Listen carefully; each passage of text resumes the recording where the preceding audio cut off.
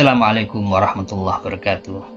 Saudaraku yang dirahmati Allah Subhanahu wa taala, ada satu kenyataan yang sering membuat sebagian orang merasa sedih, bahkan berputus asa dari rahmat Allah Subhanahu wa taala.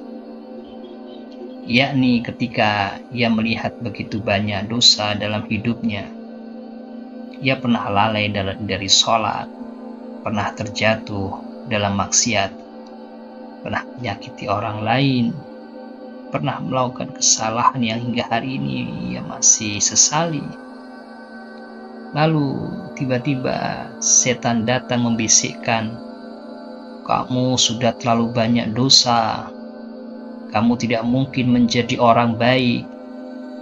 Allah tidak akan mengampunimu." Padahal itulah salah satu tipu daya terbesar setan. Karena Islam tidak pernah mengajarkan keputusasaan.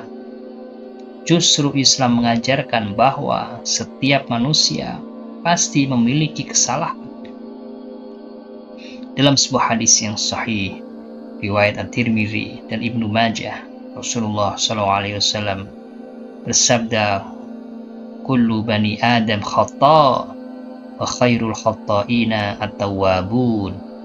Setiap anak Adam banyak melakukan kesalahan, dan sebaik-baik orang yang banyak bersalah adalah mereka yang banyak bertaubat. Sebagian ulama ahli hadis menjelaskan bahwa sanad hadis ini diperselisihkan dan tidak sekuat hadis-hadis sahih yang lain, namun maknanya benar dan didukung oleh banyak dalil dari Al-Quran dan As-Sunnah. Saudaraku, tidak ada manusia yang sempurna, tidak ada manusia yang bersih dari dosa, tidak ada manusia yang tidak pernah salah.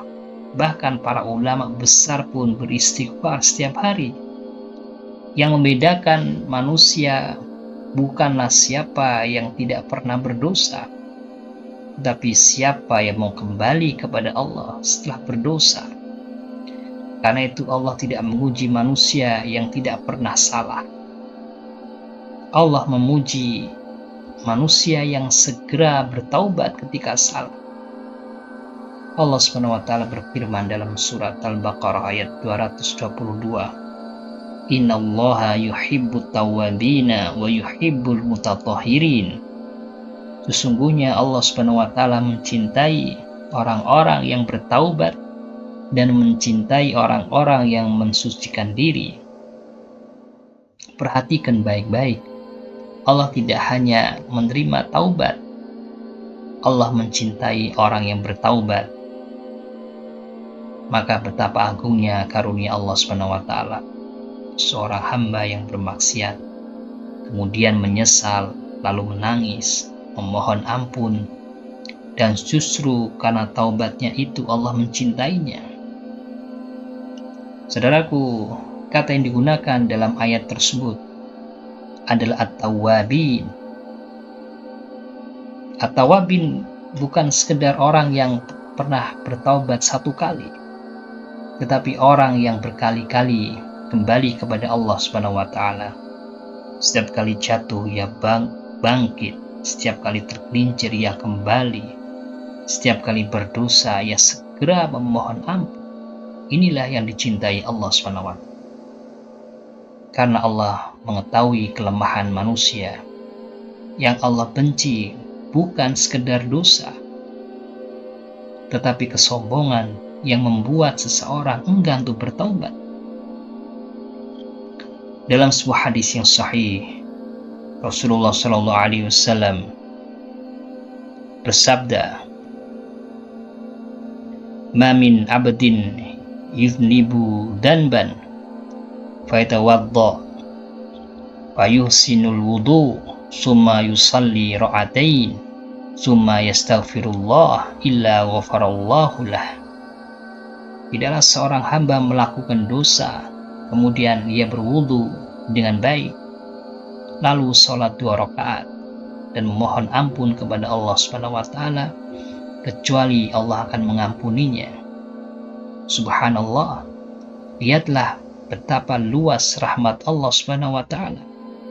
Bahkan setelah seseorang berdosa, Allah masih membuka jalan pengampunan.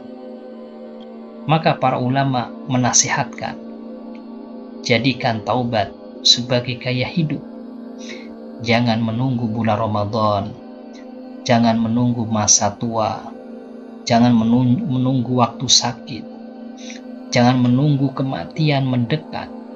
Bertaubatlah setiap hari, karena ketika kita berdosa, saudaraku, Allah menggambarkan sifat orang-orang yang bertakwa dalam firman-Nya dalam surat Ali Imran ayat 135.